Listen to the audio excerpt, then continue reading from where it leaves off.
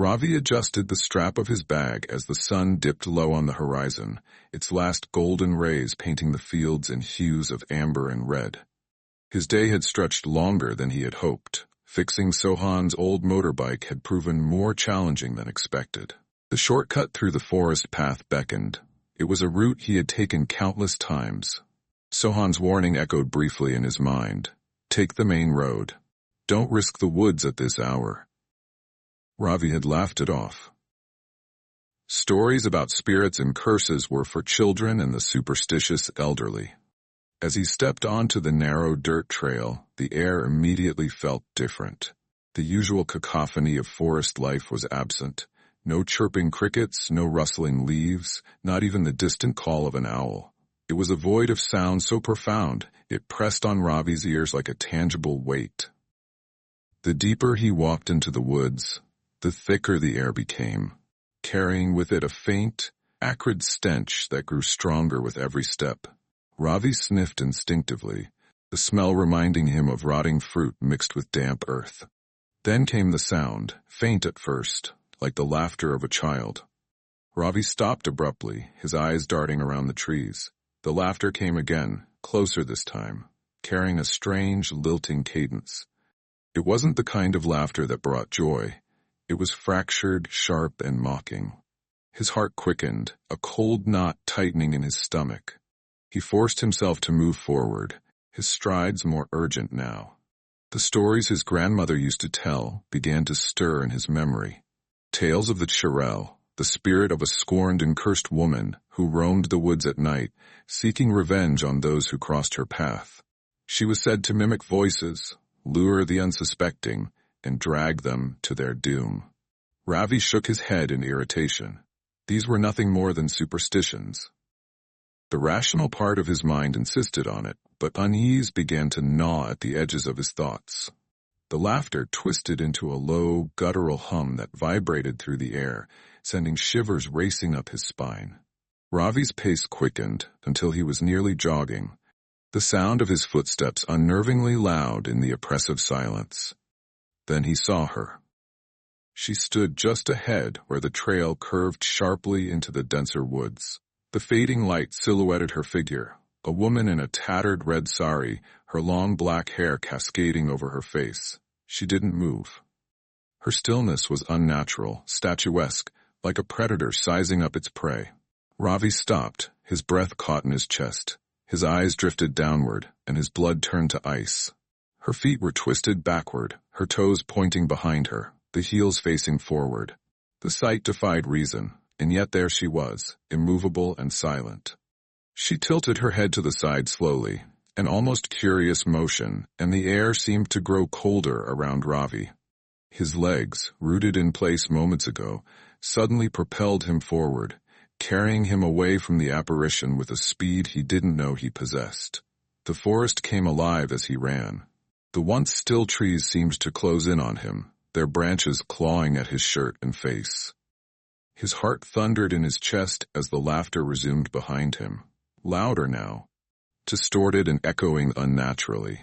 Ravi dared not look back, but he could feel her presence, a malignant force growing nearer with every step.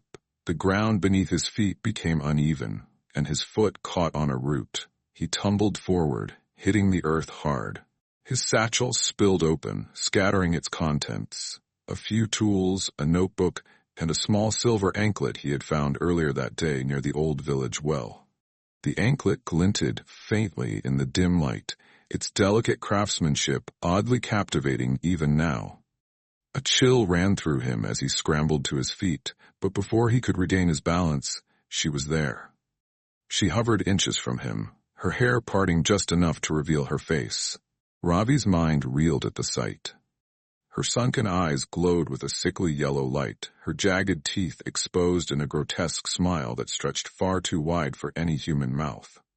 "Mine," she hissed, her voice a venomous whisper that seemed to come from all directions at once. Ravi tried to scream, but no sound escaped his throat. His legs refused to move. She reached out with skeletal hands, her fingers elongated into blackened claws. In one swift motion, she seized his ankle and began dragging him off the path. her strength inhuman and unyielding. The ground turned colder, wetter, as she pulled him into the depths of the forest. Ravi clawed at the earth, his nails scraping uselessly against the dirt. His body was paralyzed, his mind spiraling into a vortex of terror and disbelief.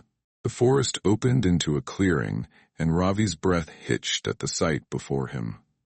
A circle of ancient stones jutted from the ground, each etched with glowing, pulsating symbols that seemed alive. The stench of decay was overpowering, the air thick with an almost tangible malice. The ground beneath him was soft, yielding like flesh, and dark stains marred its surface. The Churel dragged him to the center of the clearing and released him. Ravi tried to move, to crawl, to scream, but his body was unresponsive. She began to chant, her voice guttural and harsh, the words an incomprehensible litany that filled the air with dread. The symbols on the stones flared brighter, casting eerie shadows that danced around the clearing like living things. She knelt beside him, her claws raking across his chest. With deliberate precision, she began carving into his skin. The pain was immediate and all-consuming, a searing fire that tore through his nerves. Ravi's mind fractured under the assault, his consciousness teetering on the edge of collapse. The symbols she etched into his flesh glowed faintly, mirroring the light from the stones.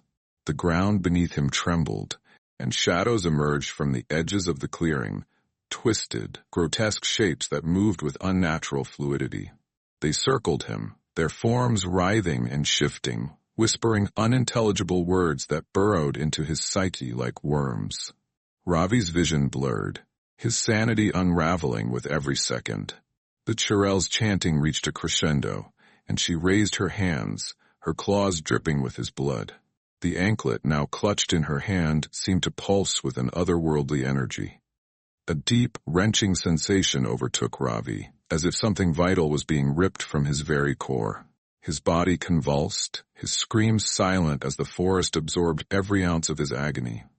When the ritual ended, Ravi lay motionless. His body was a broken shell, his face frozen in an expression of unspeakable terror. The symbols carved into his skin glowed faintly, pulsating like the embers of a dying fire. The Churel stood over him, her form more shadow than substance now. She clutched the anklet tightly, her laughter echoing through the clearing as she vanished into the darkness. The villagers found Ravi the next morning, his mangled body lying in the center of the old forest path. His skin bore the marks of symbols they dared not name, his eyes wide and glassy with a horror they couldn't fathom. The forest became a place of whispered warnings, a cursed ground that no one dared to tread.